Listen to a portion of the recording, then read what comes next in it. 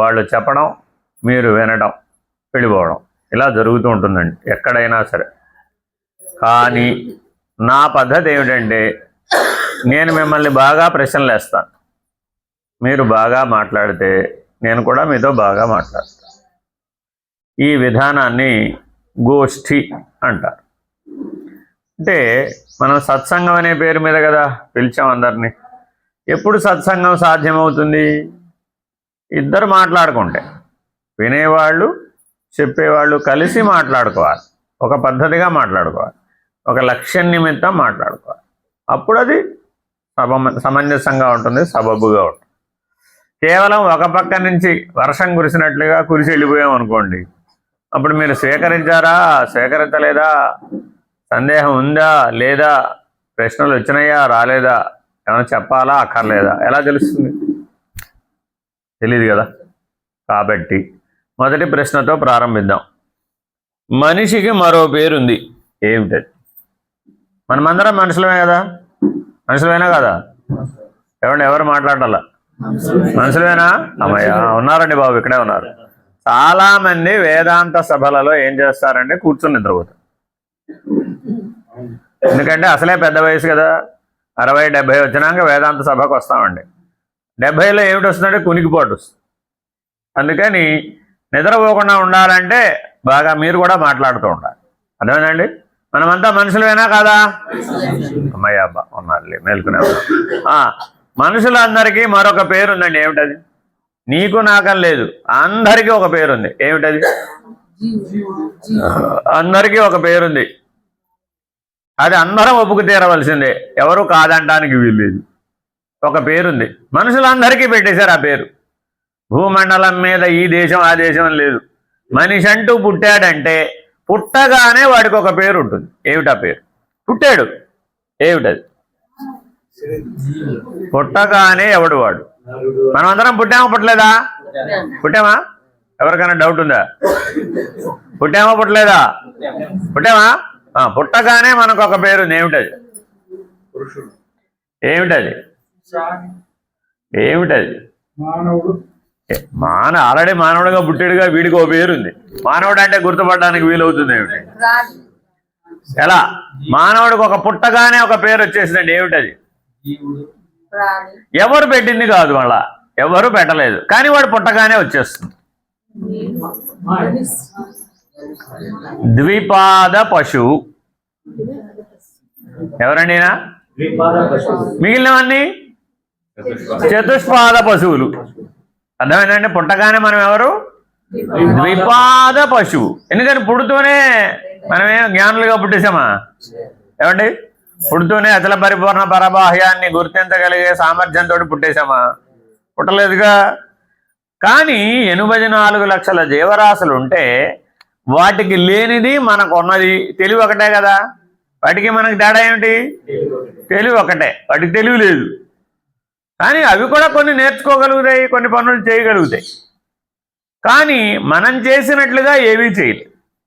అందువలన కానీ మనం పుట్టగానే మనకు పెట్టబడినటువంటి పేరేమిటండి?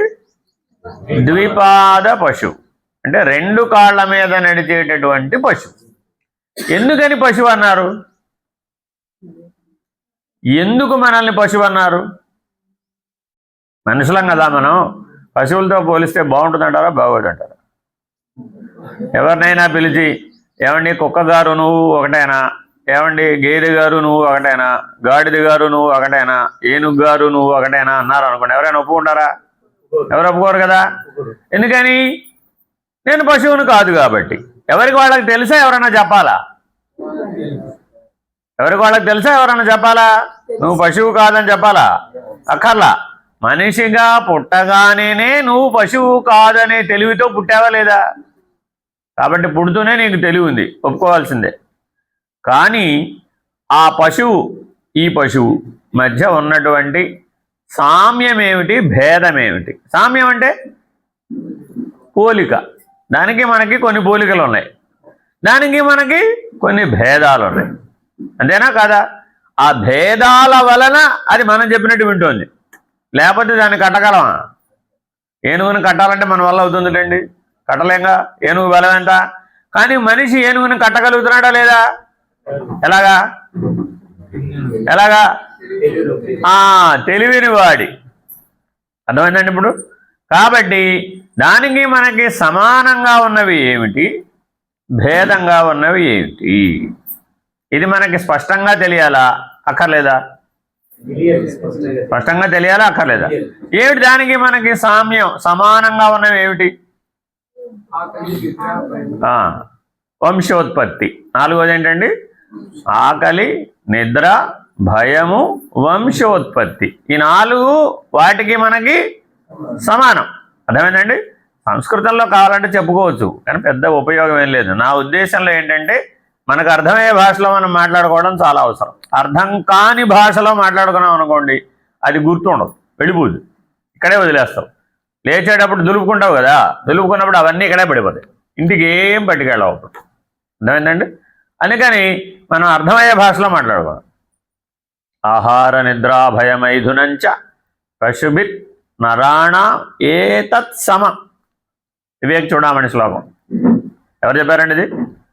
వివేక చూడమణి, శంకర భగవత్పాదులు చెప్పారండి. నాయన, నీకు మిగిలినటువంటి సకల జీవరాశికి సమానంగా ఉన్నటువంటి అంశాలు 4.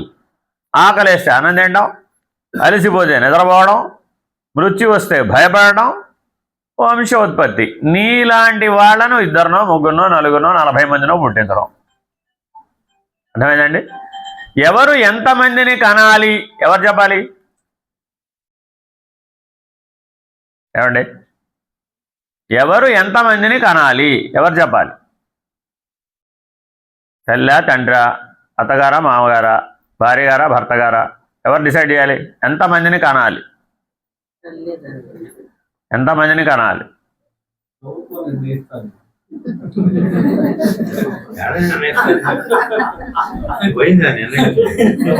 ఏమండి, అవునా కాదా? ఆలోచించండి. అట్లా కాదండి, ఎంతమందిని కనాలి అనేది ఎవరు నిర్ణయం తీసుకోవాలి? కనే తల్లి నిర్ణయం తీసుకోవాలి. ధర్మం ఏం చెప్పిందంటే కనే తల్లి నిర్ణయమే నిర్ణయం. ఫినిష్డ్. మనం ఎప్పుడు గుర్తుపెట్టుకోవాలండి, ప్రశ్న వచ్చినప్పుడు సమాధానాన్ని వెతికేటప్పుడు ధర్మమైనటువంటి నిర్ణయాన్నే మనం ఆశ్రయించాలి. వాళ్ళ అత్తగారు చెప్పిందని ఇవిడ 3 కని, వాళ్ళ ఆయన గారు చెప్పారని మరో 3 కని, వాళ్ళ మామగారు చెప్పారని మరో 3 కన్నది అనుకోండి, ఏమైపోతుంది ఇప్పుడు పరిస్థితి? ఒకప్పుడు మన వాళ్ళు అలా కన్నవాళ్ళు లేరా? ప్రతి ఇంటికి 10 మంది ఉండేవాళ్ళు అండి బాబు. మా చిన్నప్పుడు మా ఇంట్లో 40 మంది ఉండేవాళ్ళం, సమిష్టి కుటుంబం. ఏమిటయ్యా అంటే మా తాతగారి పిల్లలు ఉన్నారు, మా తాతగారి పిల్లలు, పిల్లల పిల్లలు కూడా ఇటు అందరం కలిసి ఒక ఇంట్లోనే ఉండేవాళ్ళు. మరి ఒక్కొక్కరు 4, 6 కంటూ పోతూ ఉంటే ఏమైపోయేది? ఏ రోజుకి ఆ రోజు, ఏ సంవత్సరానికి ఆ సంవత్సరం అంతే. పురుళ్ళు పుణ్యాలు, పురుళ్ళు పుణ్యాలు, పురుళ్ళు పుణ్యాలు, బారసాలు చేయడం, మళ్ళా సార పెట్టడం, అత్తవారింటికి పంపడం. మళ్ళీ ఇంకొక ఆవిడ వచ్చి, ఆయనకి 8 మంది పిల్లలు. 8 మంది పిల్లలు అయితే అప్పుడు ఏం చేసేవాళ్ళు? వరుసగా పెళ్లిళ్ళు చేయడం, వరుసగా వాళ్ళని పురుళ్ళకి తీసుకురావడం, వరుసగా మళ్ళా పంపడం, వీళ్ళని పంపేయడం, మళ్ళీ కూడా వచ్చేసేవాడు. ఇంక ఇదే ఉద్యోగం. ఆ తల్లి తండ్రి 80 సంవత్సరాలు జీవించారు. కానీ ఆ 80 సంవత్సరాలలో ఎక్కువ సమయం దేనికి ఖర్చు అయిపోయింది? ఇప్పుడు పిల్లల్ని కనడం, పెంచడం, కనడం, పెంచడం, పిల్లల్ని పెంచడం, వాళ్ళ పిల్లల్ని పెంచడం, వాళ్ళ పిల్లల్ని పెంచడం, ఇదే ఉద్యోగం. వాళ్ళు ఎప్పుడో కనడం ఆపేశారు. వాళ్ళు చిన్నప్పుడే వరుసగా కనేసారు 8 మందిని. 8 సంవత్సరాలు అయిపోయింది. అప్పట్లో పెళ్ళిళ్ళు ఎన్ని ఏళ్ళకి చేసేవాళ్ళు? 12, 14, 15, 16, 18 అలా చేసేసేవాడు. అంతేనండి. ఇప్పుడు ఎప్పుడు చేస్తున్నాం? ఇప్పుడు ఎప్పుడు చేయాలండి? వివాహ వయస్సు ఎప్పుడు? వివాహ వయస్సు ఎప్పుడు? ఎవరు చెప్పారు? ఆయన గవర్నమెంట్ రిప్రజెంటేటివ్, అందుకని వెంటనే చెప్పాడు. ఎవరు నిర్ణయం చెప్పారు? గవర్నమెంట్ చెప్పి. అందుకంటే తక్కువ చేస్తే మేము జైల్లో పెడుతుంది. బాల్య వివాహం చట్టం కింద జైల్లో పెడుతుంది. ఎందుకని అలా చేయవలసి వచ్చింది? మనమే అధర్మాచరణకు ఎప్పుడైతే పూనుకుంటామో అప్పుడు సరిచేసేటటువంటి వ్యవస్థ రావాలా వద్దా? ఆ సరిచేసే వ్యవస్థ ప్రభుత్వం. ఇది గుర్తుపెట్టుకోవాలి. ప్రభుత్వం అంటే ఎక్కడో కొండ మీద కోతే ఉండదు, మన చేతనే మనల్ని మనమే సరిచేసుకునే వ్యవస్థని తయారు చేసుకున్నాం. అంతేనా కాదా? మరి వాళ్ళైనా దేన్ని బట్టి నిర్ణయం తీసుకోవాలి? అసలు పెళ్లికి సరైన వయసు ఎప్పుడు? మీ పిల్లలకు పెళ్లి చేయాలండి, ఎప్పుడు చేయాలి? సంబంధం ఎప్పుడు వస్తే అప్పుడు చేసేయడమేనా? అలా కొంతకాలం చేశారు, పుట్టగానే పెళ్లి చేసి పెడిచేవాడు. బాబు పుట్టాడు అనుకోండి, మరదల గారికి మీ ఆయనే అనేసేవాళ్ళు. అంతే. ఊరిని అన్యాయం పాడుగాను, వాడికి ఎవడో ఏదో తెలియదు. చివరికి అటో బుట్ట బొమ్మ ఇటో బుట్ట బొమ్మ అయితే బొమ్మల పెళ్లి చేసి వీళ్ళ పెళ్లి కూడా చేసేసామనేవాడు. అలా కాలం లేదా? దానివల్ల ఏమైపోయింది? దురాచారం, సామాజిక దురాచారంగా మారిపోయింది. వచ్చేటప్పటికి మరి ఏం చేయాలి? ప్రభుత్వం కఠినంగా వ్యవహరించవలసిన అగత్యం వచ్చింది. ఇప్పటికీ జరుగుతూనే ఉన్నాయి. మనం ఎన్ని చెప్పుకున్నా, ఎందుకంటే ఎప్పుడు పెళ్లి చేయాలి అన్నది మనకు సరిగ్గా తెలియకపోవడం. ఇందాకేం చెప్పాను? ఎంతమందిని కనాలో ఎవరి నిర్ణయం? తల్లి నిర్ణయమే ఫైనల్. That's all.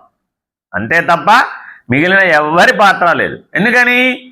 కనడానికి ఆధారభూతం ఎవరు? తల్లే. ఫినిష్డ్. మిగిలిన వాళ్ళు ఎంతమంది ఉన్నా మేం పెంచుదాం అని పోటీ పడ్డా ఆవిడ కన్న తర్వాత కదా నువ్వు పెంచేది. కాబట్టి కనే ఆవిడెవరు? ఆవిడ నిర్ణయమే ఫైనల్ అని ఎవరు చెప్పారు? ధర్మం అంటుంటాం, మీకు గుర్తుందా లేదా? ప్రతి పనికి ఏమేమంటాం? ధర్మం. ఎవరు రాశారండి ధర్మం? ఎవరు రాశారు ఈ ధర్మం? ధర్మశాస్త్రం ఎవరు రాశారు? రాయలేదు ఎవరు? రాయకపోతే అందరూ ధర్మం అని ఎలా అంటున్నారు? మీరు చూడండి, ప్రతిదానికి ధర్మమే. అర్థమైందండి? వ్యవసాయదారుడు తన పశువుల్ని జాగ్రత్తగా చూసుకోవాలా అక్కర్లేదా? ఎందుకు? ప్రతి దానికి మన దగ్గర సమాధానం ఏమిటి? ధర్మం. ఎవరు రాశారు ఈ ధర్మశాస్త్రం? కాదు. ముందు జైమిని మహర్షి రాశాడు. ఎవరు రాశారండి? జైమిని మహర్షి రాశాడు. ఆ తర్వాత అన్ని యుగాలకి కలిపి రాసిన వాడు జైమిని మహర్షి. ఈ యుగం ఆ యుగం అనే భేదం లేదు. కానీ మరి ఎప్పుడో కృతయుగంలో, త్రేతాయుగంలో రాముడు అవతారం ఉన్నప్పుడు, కృష్ణుడు అవతారం ఉన్నప్పుడు చెల్లుబాటు అయిన ధర్మం ఇప్పుడు చెల్లుబాటు అయ్యే అవకాశం ఉందా? మనిషి ఆయు ప్రమాణం అంత ఉందా? సామర్థ్యం అంత ఉందా? బలం అంత ఉందా? శక్తి ఉందా? లేదు కదా. అందుకని ఏ యుగానికి ఆ యుగం ఆ జైమిని రాసినటువంటి ధర్మశాస్త్రానికి కొద్దిగా సర్దుబాట్లు. ఏం చేయాలి? ధర్మానికి సర్దుబాటు ఉండాలా అక్కర్లేదా? ఉండాలా? ఏమిటి? కన్న తల్లి పిల్లవాడిని ఎత్తుకోవాలా అక్కర్లేదా? కన్న తల్లి పిల్లవాడిని ఎత్తుకోవాలా అక్కర్లేదా? ఎవరు చెప్పారు? ఆహా. పిల్లవాడికి 30 ఏళ్ళు, ఆవిడకి 60 ఏళ్ళు. ఇప్పుడు ఎత్తుకోమరు. అయిపోయింది. అంతేనా? 30 ఏళ్ళ పిల్లని ఎత్తుకుంటుంది. ఎప్పటి వరకు ఎత్తుకోవచ్చు? ఎప్పటి వరకు ఎత్తుకోవాలి? నీ ఇష్టమేనండి. 4 ఏళ్ళు 5 ఏళ్ళు. ఈయన కాదుగా మోసేది, వాళ్ళు ఆవిడ కదా. అందుకని ఆయన ఇష్టం ఎన్నైనా చెప్తాడు. అంతేనా కాదా? ఎన్నేళ్ళు పోయా? ఎన్నేళ్ళ వరకు ఎత్తుకోవచ్చు? అదిగో చూడండి, మోడర్న్ ఏజ్ కిందకి దిగిపోతాను చూసుకోండి. ఆయన తరానికి 5 ఏళ్ల వరకు అన్నాడు, వాళ్ళ తరానికి 3 ఏళ్ళు, ఈవిడ తరం 2 ఏళ్ళు. అదిగో వెరీ వెరీ ఇంపార్టెంట్. ఏమిటది?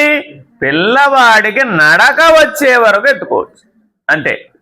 నడక నేర్పే బాధ్యత ఎవరిది? ఈ తండ్రి గారు ఏం వేస్ట్ ఫెలోనా? ఏం బాధ్యత లేవు ఆయనకి? ఏం లేవా ఆయనకి? ఏమిటి? నడక నేర్పేది తల్లి అయితే నడత నేర్పేది తండ్రి. నడత గురించి ప్రశ్నించాలి, తల్లిని అడగకూడదు. ఎవరిని అడగాలి?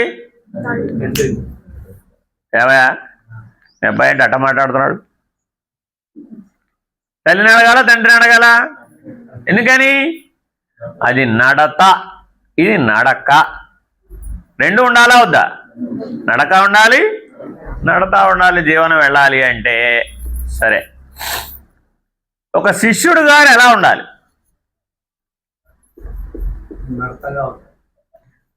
శిష్యుడి గారికి ఏముండాలి? ప్రతి మనిషి శిష్యుడు అవుతాడా అవడా? ఏమండి, ప్రతి మనిషి శిష్యుడేనా కాదా? ప్రతి మనిషికి ఎవరికైనా గురువు ఉంటాడా ఉన్నాడా? గురువు లేకుండా మనిషి ఉండే అవకాశం లేదు. ఎందుకని? ప్రకృతి కూడా గురువే. మీరు వ్యవసాయం చేస్తున్నారండి, మీ చిన్నప్పటి నుంచి మీరు స్కూల్కి వెళ్ళే అవకాశం రాకపోయి ఉండొచ్చు, అయినంత మాత్రాన మీకు గురువు లేడని చెప్పడానికి వీలు కాదు.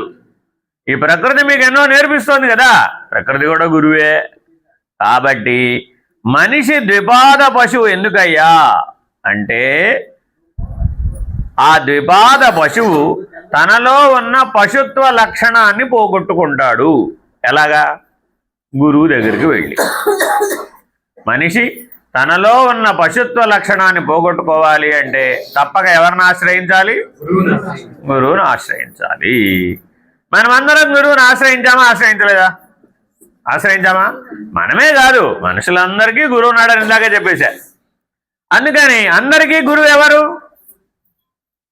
అందరికీ గురువు ఎవరు? మనుషులందరికీ ఒకే గురువు ఉండే అవకాశం ఉందా లేదా? అందరు మనుషులకి ఒకే గురువు ఉండే అవకాశం ఉందా లేదా? ఉందా? ఎలాగా? మీ ఊళ్ళో ఉన్న గురువు మా ఊళ్ళో లేడు, మా ఊళ్ళో ఉన్న గురువు మీ ఊళ్ళో లేడు. ఎలాగ ఒకడే గురువు? ఎవరిప్పుడు అందరికీ గురువు? ఎవరిప్పుడు అందరికీ గురువు? ఎవరిప్పుడు అందరికీ గురువు? ఢిల్లీలో గురువు గారు ఉన్నారండి, ఆయన మీ ఊరు వచ్చేది లేదు, మీరు ఢిల్లీ పోయేది లేదు. మరి ఇప్పుడు గురువు గారు ఒకడే అంటాం ఎలాగా? ఒకళ్ళు అనాలా, వేరు వేరు అనాలా?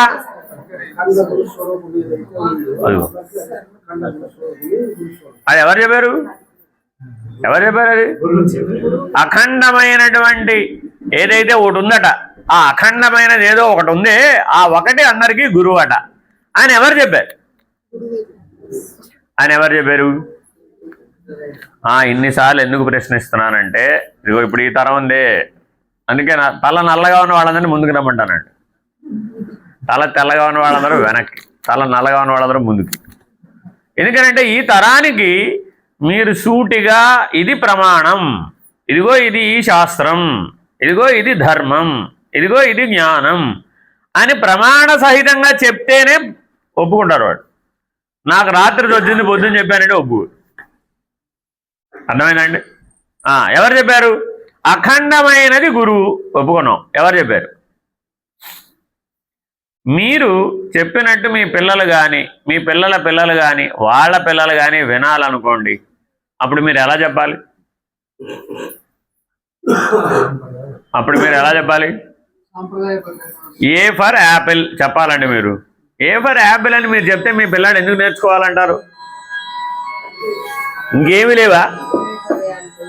అదేనమ్మా, ఎవరైనా నేర్చుకోనివ్వండి. ఏ ఫర్ యాపిల్ అయినా కాదా?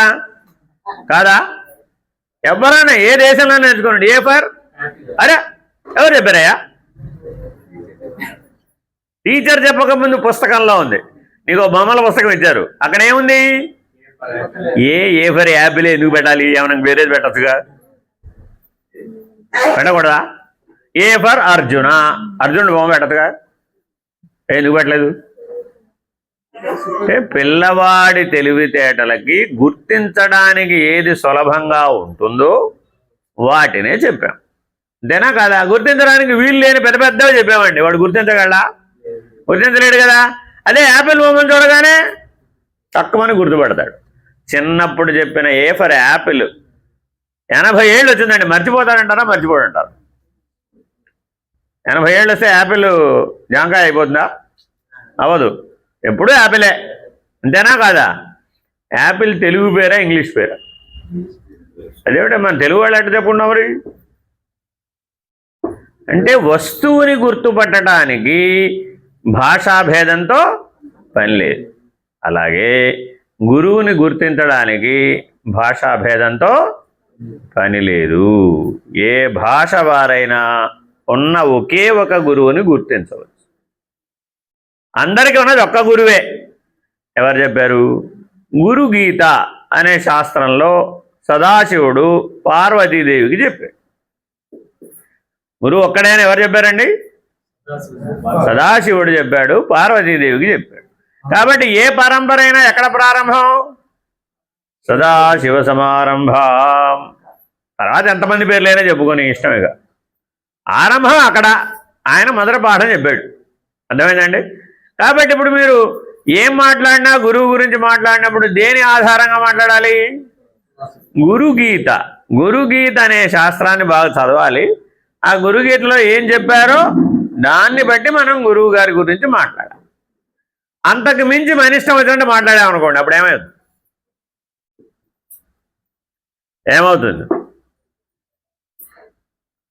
ఏమవుతుంది? శాస్త్రంలో చెప్పనటువంటి వాటిని మన ఇష్టం వచ్చినట్టుగా మాట్లాడుకుంటే ఏమవుతుంది?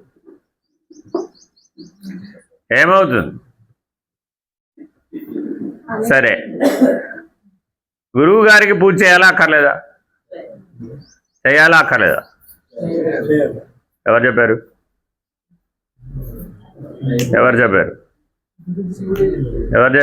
ఎక్కడ చెప్పాడు? అది పాయింట్. ఈ క్లారిటీ ఉండాలండి, వెరీ ఇంపార్టెంట్. ఏ పనైనా మీరు చేస్తుంటే ఎవరు చెప్పారు, ఏ శాస్త్రంలో చెప్పారు అన్నది స్పష్టంగా కనుక మీకు తెలిస్తే మీరు మరొకరికి చెప్పడం చాలా సులభం అయిపోతుంది.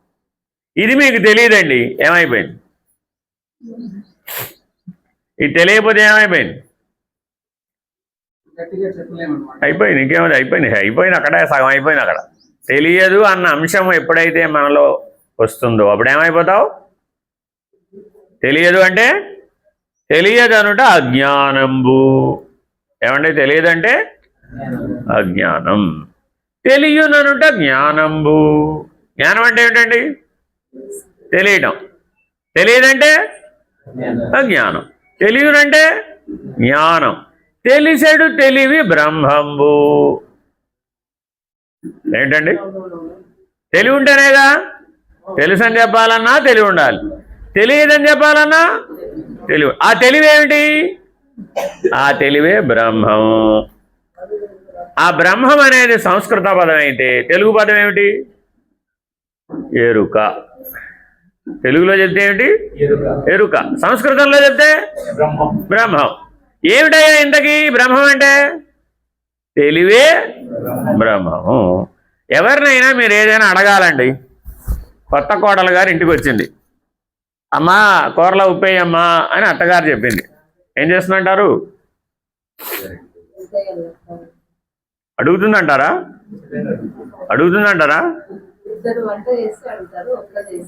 అదంతా నాకు తెలీదు. కొత్త కోడలు ఇంటికి వచ్చిందమ్మా, ఏదో కూర పెట్టింది అత్తగారు, అమ్మాయి కూరలో ఉప్పేసి దించేద్దాం అంది. ఇప్పుడు కోడలు గారు ఏం చేయాలి? అదిగో యూట్యూబ్లో అడుగుతుందట. అంతే. ఇప్పుడు యూట్యూబ్లో నువ్వు కూరలో గిన్నెలో కూర ఎంత ఉంది, అరకిలో కూర ఉందా, కిలో కూర ఉందా, 3 కిలోలు ఉందా, ఎలా తెలుస్తుంది? యూట్యూబ్కి ఎలా తెలుస్తుంది? నాకు తెలియదు కదా. అవునండి. సరే, ఆ కోడలు గారు ఏం చేసిందంటే, నేను మా అమ్మాయి వచ్చేటప్పుడు సారితో పాటు వంటల పుస్తకం ఇచ్చింది, పుస్తకం చదువుకుని ఉప్పేస్తాను. బాగానే ఉందా లేదా? ఐడియా బాగుందా లేదా? బాగుందా? పుస్తకం కనపడాలి కదా వెంటనే.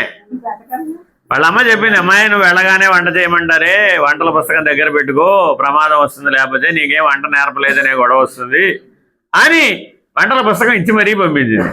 ఇప్పుడు ఆ వంటల పుస్తకంలో ఈ వంట ఎక్కడుందో వెతకాలా వద్దా? వెతకాలా? వెతికి తెలుసుకుని తీరా అక్కడ దాకా వెళితే అక్కడ ఏమి రాసిందంటే తగినంత అని రాసింది. పుస్తకంలో ఏముందండి? ఎంత? చెప్పినట్ట ఏమో నాకు తెలియదు. మరి ఇప్పుడు ఉప్పేయాలా మానేయాలా? ఈ లోపల ఈ కూర ఉంటుందంటావా? మన జ్ఞానం కూడా ఇలా ఉంది పరిస్థితి. మన తెలివి కూడా ఇప్పుడు ఎలా ఉంది? ఇలా గూట్లో పెట్టామన్నమాట. అనేక చోట్ల పెట్టేశాం. ఏదైనా అడిగామనుకోండి, ఇది ఆ గూట్లో ఉంది, ఏదైనా ఇది ఆ గూట్లో ఉంది అంటాం. మరి ఇప్పుడు అది తెచ్చుకునేది ఎప్పుడు, చదివేది ఎప్పుడు, అర్థం చేసుకునేది ఎప్పుడు, ఆచరించేది ఎప్పుడు, అనుభవ జ్ఞానం వచ్చేది ఎప్పుడు? పర్వాలేదు, ఎక్కడున్నా అందుకుంటుందండి, నో ప్రాబ్లం. అక్కర్లా, అది నాకు అలవాటే. జాగ్రత్తగా ఆలోచించాలండి. ఈ మాట ఎందుకు చెప్తున్నానంటే ద్విపాద పశువు ఎందువల్ల అయ్యాడు? అజ్ఞానం చేత అయ్యాడు. అజ్ఞానం తీసేస్తే ఆ పశుత్వం పోతుంది. అజ్ఞానం లేకపోతే పశుత్వం పోతుంది. అప్పుడు మనిషి ఏమయ్యాడు?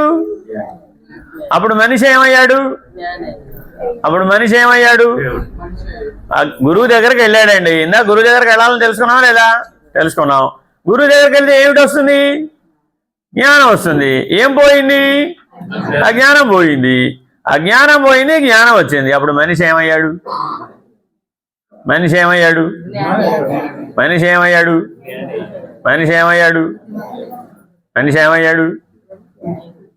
ఇన్నిసార్లు అడుగుతున్నానంటే అవి ఆ ఆన్సర్లు కరెక్ట్ కాదనేగా. మనిషి ఏమయ్యాడు? పశుపతి. మనం ఇప్పుడు ఎక్కడ మొదలుపెట్టాం కథ? పశువు దగ్గర మొదలుపెట్టాం. ఇప్పుడు మనం తెలివి ఉంది కాబట్టి పశువులు కాదన్నాం.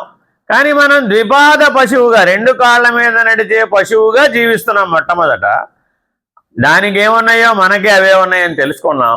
ఆకలేస్తే అన్నం తినాలి, అలసడొస్తే నిద్రపోవాలి, ప్రాణభయం, మృత్యు భయం కలిగి ఉన్నాం. ఇంకేముందండి? నీలాంటి వంశాన్ని మరొకరిని తయారు చేస్తున్నావు.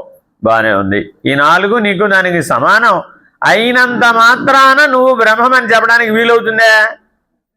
ఈ 4 చెప్దామంటే అవదు. ఇంకోటి కావాలి. అదేమిటి? తెలివి. 5వది ఏంటండి? తెలివి. ఆ తెలివికి సంస్కృతం పేరేంటండి? తెలివికి సంస్కృతంలో ఏమంటారు? ప్రజ్ఞ. తెలివికి సంస్కృతంలో ఏమంటారండి? ప్రజ్ఞ. అర్థమైందండి? సంస్కృతంలో బ్రహ్మము, తెలుగులో ఎరుక. అది అన్నీ ఒకటే. కాకపోతే అలా చెప్తే బాగుంటుంది, ఇలా చెప్తే బాగోదు అంతే. కాబట్టి ఎవరికైతే ప్రజ్ఞ, తెలివి ఉంటుందో వాడు ఏం పోగొట్టుకోవచ్చు? పశువు లక్షణాలను పోగొట్టుకుని ఎలా ఉండొచ్చు? పశుపతిగా జీవించవచ్చు. ఈశ్వరుడికి పశుపతి అనే పేరు ఉందా లేదా? ఎందుకనండి? ఎందుకని ఆయనకి పశుపతి అని పేరు? మీరు ఇక్కడ అటో ఈశ్వరుణ్ణి ఇటో ఈశ్వరుణ్ణి వేశారా లేదా? వేశారా?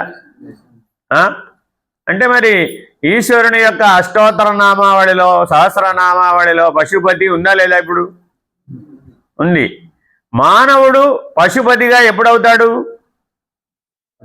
ప్రజ్ఞ, తెలివి ప్రధానంగా జీవించినప్పుడు పశుపతి అవుతావు. తెలివి ప్రజ్ఞ ప్రధానంగా జీవించలేదనుకోండి, అప్పుడు ఏమైపోతావు? మిగిలిన 4 లక్షణాలు మన దగ్గర ఎప్పుడు ఉన్నాయిగా. ఈ డోర్ తీయకపోతే ఆ డోర్ వస్తుంది. ఎవరు చెప్పారండి?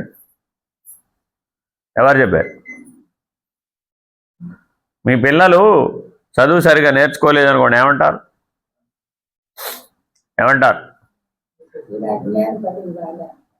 అంతేనా? అప్పుడు ఏం చేస్తావండి?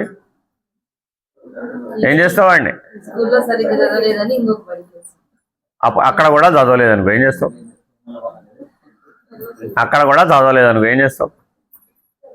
రే ఇంకా నువ్వు చదువుకోవడానికి పనికిరావురా, పశువులు కాసుకోరా బాబు అన్నావా లేదా? ఇప్పుడు కాదండి, ఇది ఎప్పటి నుంచో ఉంది గొడవ వ్యవహారం. ఇవాళకి రాలా. 4 గొర్రెలు 4 బర్రెలు వాళ్ళకి ఏం చేతనైతే అది. 4 పశువులను ఇస్తే ఆ 4 40-400 అవుతాయి. చదువు రాకపోతే ఏం చేస్తాం మరి? జీవితం నడవాలిగా. మరి జీవితం నడవాలంటే జీవనాధారం సంపాదించుకోవాలి కదా. మరి ఒక చదువుతోనే వీలవుతుందా అంటే వాడికి రాలేదుగా. మరి అందరికీ చదువు రావాలా అక్కర్లేదా? అందరికీ చదువు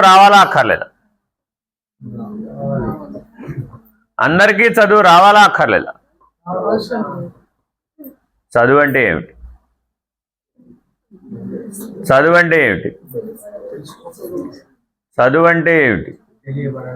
మీకు తెలియనివి నేనేం అడగటల్లా. మీకు తెలియదా ఇవన్నీ? తెలిసి ఇవన్నీ మీకు. కానీ మీకు ప్రశ్న అడిగితే చెప్పడం రాదు. తెలుసు అంటాం వచ్చు కానీ తిరిగి అడిగితే రాదు మీకు. అందుకే మీ పిల్లలు కానీ మీ పిల్లల పిల్లలు కానీ మిమ్మల్ని ఏమైనా అడిగితే మీరు చెప్తారు. నేను చెప్పినట్టు చెప్పో, మాట్లాడకుండా తిరిగి ప్రశ్న ఎత్తకుండా పో అంటావు. వాడేమంటాడు? నా ప్రశ్నకి సమాధానం చెప్తేనే నేను వింటానంట.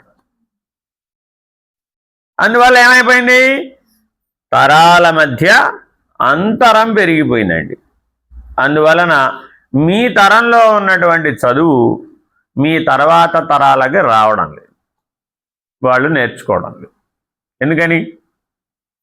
వాళ్ళు తిరిగి ప్రశ్నిస్తే మన దగ్గర సమాధానం లేదు. చదువు అంటే ఏమిటి? ఇప్పుడు వాళ్ళు చదువుకోలేదన్నామా, మీ తర్వాత పిల్లలు కానీ పిల్లల పిల్లలు కానీ ఏం చదువు